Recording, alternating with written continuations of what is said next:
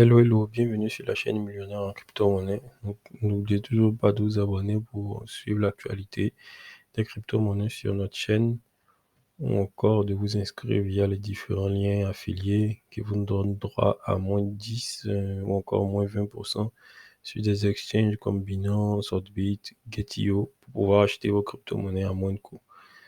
Nous avons aussi nos différents réseaux sociaux et un groupe WhatsApp où nous sommes toujours très actifs par rapport à vos questions ou quoi, à certaines informations que vous pourriez nous demander. Et sans plus tarder, nous allons passer au sujet d'aujourd'hui qui est la blockchain. Donc, nous allons démarrer avec une définition comme d'hab. Ici, la définition de la blockchain est définie comme une technologie qui permet de stocker et transmettre des informations de manière transparente, sécurisée et sans organe central de contrôle. Donc, la blockchain, c'est un réseau qui est décentralisé pour éviter qu'il y ait tout problème que quelqu'un puisse éteindre ou bloquer les différentes transactions. Donc, elle est totalement transparente aussi, c'est-à-dire tout le monde a droit aux différentes transactions qui se passent sur la blockchain. Elles sont accessibles via le site de BSC Scan où nous pouvons voir en temps réel toutes les transactions qui sont en cours.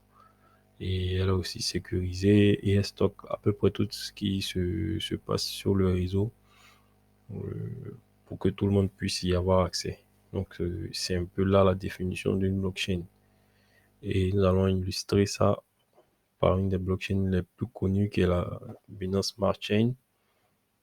Donc, ici, nous voyons que sur la Binance Smart Chain, il y a la possibilité de développer un portefeuille, d'explorer la blockchain, d'avoir une documentation, encore d'avoir une IDE, c'est-à-dire un kit d'outils de développement pour pouvoir développer des exchanges ou encore des DeFi sur la Binance Smart Chain. Et ici, nous avons un peu le fonctionnement d'une blockchain, c'est-à-dire qu'une blockchain a un token et un protocole. Donc là, en l'occurrence, le protocole, il y en a deux sur la Binance Smart Chain. Il y a le BEP2 qui est de moins en moins utilisé et le BEP20 qui est de plus en plus utilisé. Ici, nous avons la Proof of Stake, c'est le fonctionnement de la blockchain. Donc, il y en a plusieurs. Ceci n'est pas vraiment le sujet, mais voilà, c'est quelque chose qu'il faut savoir. Et cross-chain transfer, c'est-à-dire que la Binance Smart Chain peut faire des échanges sur d'autres blockchains. Voici un peu pour la Binance Smart Chain. Nous avons aussi Ethereum, qui est une autre blockchain, qui est la deuxième blockchain la plus connue, je crois.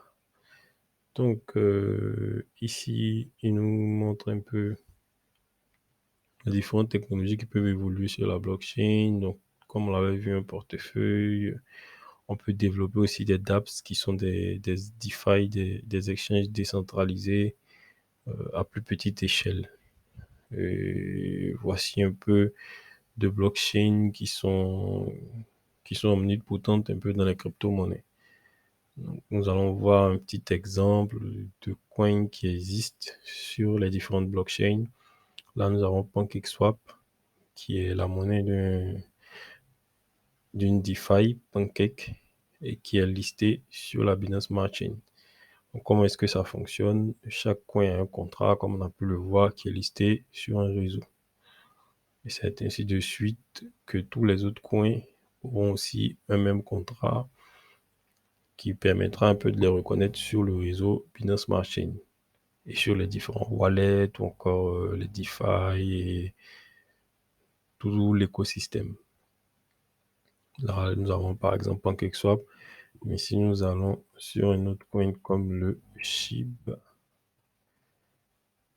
on voit aussi que cette monnaie a un contrat, mais qui est listé sur un autre réseau.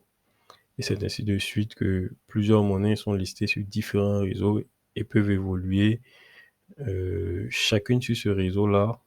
Mais nous pouvons aussi les transférer, comme on a pu le voir ici. cross-chain transfert, c'est-à-dire qu'on peut transférer une monnaie qui est sur Binance Smart Chain vers une autre monnaie qui est sur un réseau, par exemple Ethereum. Et c'est un peu comme ça que toutes ces monnaies-là circulent entre elles, sont achetées, revendues, échangées et peuvent voir leur cours évoluer en fonction des différents mouvements qui s'effectuent sur ces monnaies-là. Donc voilà un peu, nous avons fait le tour d'une blockchain. Si vous avez d'autres questions, vous pouvez les laisser en commentaire. Donc voici un peu le tour de notre sujet du jour.